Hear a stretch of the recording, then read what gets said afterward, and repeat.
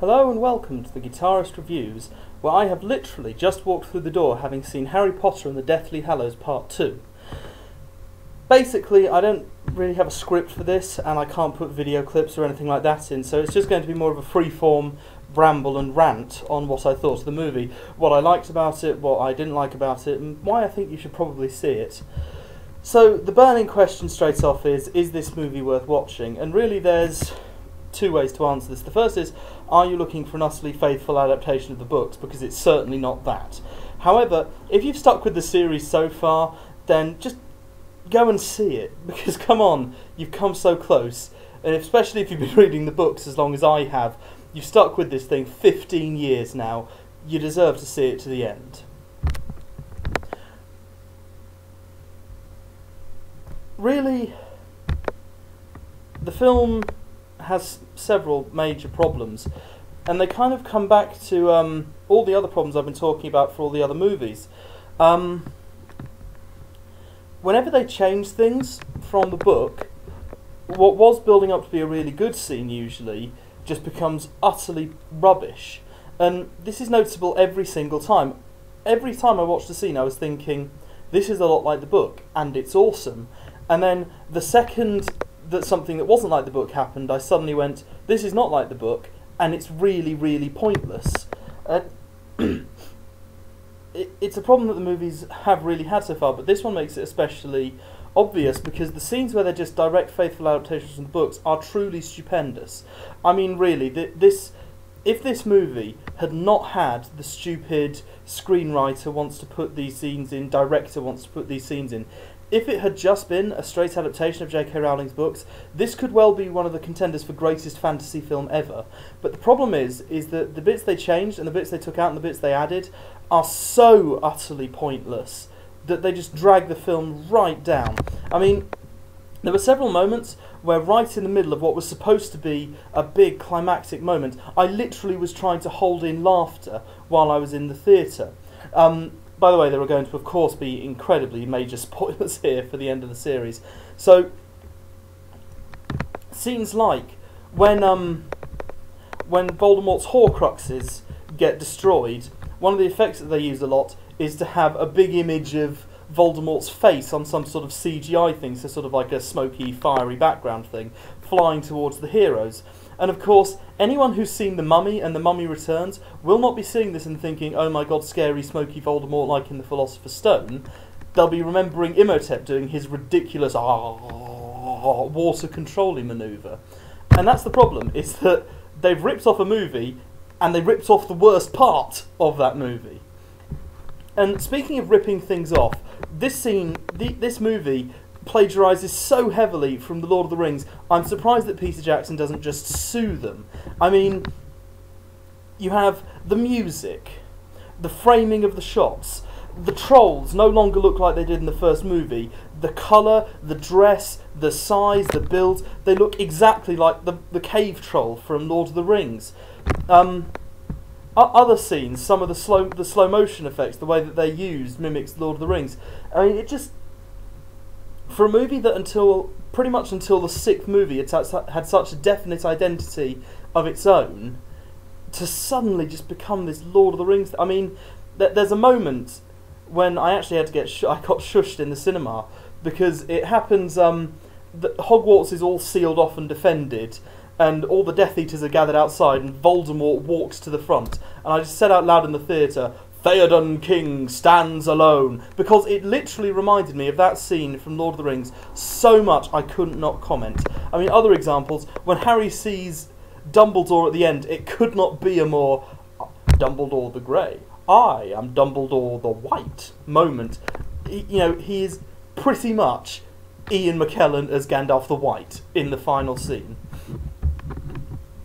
So what did it do well? Well, I mean, to be fair, it did a lot of things well, and despite the fact that my reviews of the other movies aren't up yet as I record this, basically in the next few reviews I'm going to pile a lot of hatred onto Emma Watson, and for this movie I really can't. She plays the role well. It's not one of the great performances ever. It's not going to set the world on fire, but it's not bad anymore. I feel like a part of my principles just broke off and fell away as I said that. What else does it do well? Well, basically, it has a very weak opening. Everything, the Gringotts chase, the talking to Ollivander and Griphook, all of that is just really not very good. A lot of it's very boring. They had a huge section with the minecart thing to get to the vaults that really is utterly unnecessary. It just doesn't need to be there. And it's, again, I mean, it's almost a problem of adapting from a book to a film, is that what the book describes is, of course, a long winding tunnel through the bowels of Gringotts, but a book can do that in a paragraph. A film should not be taking over 2 and a bit minutes to be showing just continuous scenes of spinning round on a minecart thing. Some other problem, I mean, but after that though, basically, from the moment when Harry steps into the Room of Requirements and greets the Dumbledore's army and is back at Hogwarts, until the moment Voldemort dies, almost, there's several minor flaws within it, but almost that entire bit, the majority of the movie, to give them credit, is done so well. And like I say, any part where it's a direct adaptation from the book is going to be good. But especially in those moments. Now,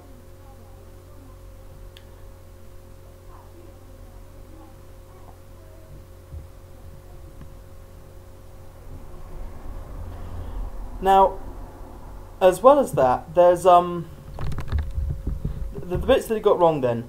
Well, it's things like when Neville kills the snake, Nagini, the final Horcrux. Instead of just... in the book, it's an awesome scene because Neville gets petrified, he gets the sorting hat put on its head, and then he gets set on fire. And out of the middle of this, he jumps forward with the sword of Godric Gryffindor and slices the snake's head off. It's utterly awesome. In the movie, he pulls the sword, gets blasted into unconsciousness by Voldemort, and spends most of the rest of the fight unconscious, only to jump in at the very end and kill the snake. He doesn't start the fight, he just sort of comes in the middle, and yes, what he does is significant, but I feel that the book just did it so much better, really. Other things. Snape's memory sequence, Snape's worst memory, that bit, perfect. Alan Rickman acting his bloody heart out here.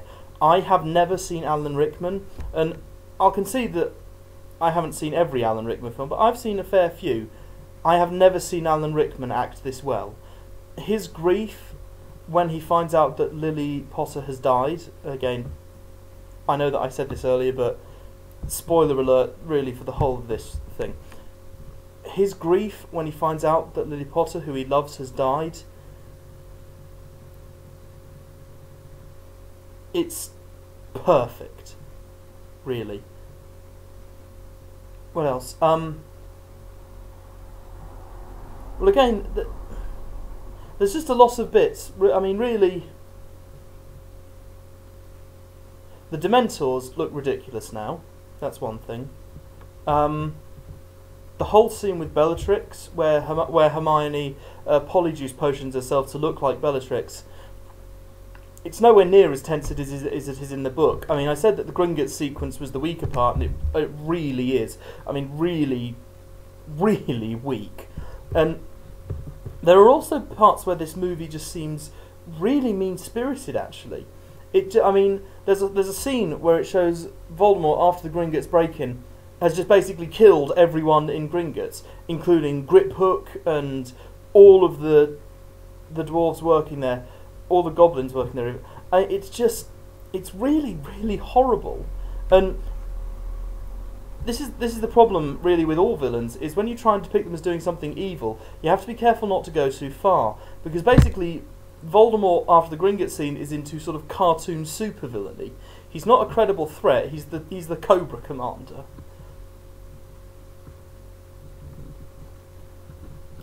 Other scenes, the movie ends, well, it doesn't end, because it does actually also, just to really piss off fans of the book, it does put the epilogue as the ending, but before the epilogue, the scene before it ends, is one of the most asinine scenes I've ever seen in any cinematic production ever. It's just the trio, for some utterly pointless reason, standing on the bridge leading into Hogwarts, not facing Hogwarts, not looking back at the destruction that's been done, but just staring into the camera as it pans back to show Hogwarts. And it's so fucking pointless. Doesn't need to be there. Really badly done. And also, despite, of course, the fact that by the end of this movie, Hermione and Ron are supposed to be together, Emma Watson is still standing closer and looks like she's sort of more intertwined with Harry than she is with Ron, her supposed boyfriend. And it just... Like I said, way back in... I think it was probably my Harry Potter 3 review or my Harry Potter 4 review, these movies seem to be shipping Harry and Hermione over Hermione and Ron. And no, that's not, you can do it any way you want movie, but that's not how it fucking ends. Oh, what else? I'm basically just going to work to the 15-minute time limit, and anything that I've forgotten to say. There's a couple of, again, plot holes. Why does Harry have the mirror that Sirius in the book gives him this mirror, which allows him to see the face of Aberforth Dumbledore, Albus's brother, and Aberforth is working with the Dumbledore's army. He's sending Dobby to save them in the dungeons. In this movie, it's not explained where Harry got the mirror fragment from. It's not explained why Aberforth has it. It's not even really explained what it is. It's just like, by the way, Harry's had this fragment of a mirror for, I don't know, 3 movies, whatever. They just didn't care, it seems. Other things, Voldemort's death is pathetic. It really is. He and Harry have 2 of the Kamehameha wand-off things. And the first one ends when Neville chops off the head of the snake. And the second one ends, the elder one flies towards Harry in one of the most really silly, slow-motion-y, obviously CGI scenes. And then Voldemort, it's kind of hard to describe. Sort of imagine how, like, a Final Fantasy villain in the video games, not like in the Final Fantasy movies, a Final Fantasy enemy in the video games, how they disintegrate into like little squares to show that they're melting into the ether or whatever. That's how Voldemort dies. That's what does him in. There's also a hilarious scene where he's fighting Harry. I mean, they actually in this movie have a long extended chase through Hogwarts, and there's one point where basically Voldemort starts emulating the Slender Man, and far from being terrifying, if you know the Slender Man mythos, it's unintentionally hilarious. And other bits of this, the famous scene from the trailers, come on Tom, let's finish this how we started it together, and then Harry pulls him off the tower, bridge, whatever he's on, ramparts, and they go flying, literally, in one of those black Death Eater apparating clouds. They just fly round Hogwarts, and every so often you get a close-up of them looking really pained and struggling, and then they just crash into the front courtyard. It's utterly pointless, and all it really does is add like a minute of just watching the CGI people fuck about for a bit. Very annoying, that. Other things, it has an annoying habit of assuming that you don't remember the last movie. So if, like I did for these reviews, you watched all of the movies in sequence before going to see this one, you're going to find yourself going, yes, I know this, tell me something new that I don't know, stop rehashing the old plots. I'm running out of time really, and don't get me wrong, even though it did make me laugh at a lot of serious scenes. Oh, another one, the final one that I'll mention, when Voldemort Avada Kedavra's Harry in the Forbidden Forest, literally supposed to be like the most significant moment of the entire movie. You know, Harry's actually dead here. It's ruined by Voldemort doing this really low Avada, and it's, again, supposed to be going, oh my god, it's just stupid and hilarious. But basically, for all my nitpicking, this movie is probably the best one, and that's not saying much given the quality of the other movies, but you'll get your money's worth. If you're a fan, see it because you have to, really, to round out the series. If you're not a fan, really I don't know whether to recommend it or not. I mean, basically, I had a good time with it, but I'm a fan. You may not.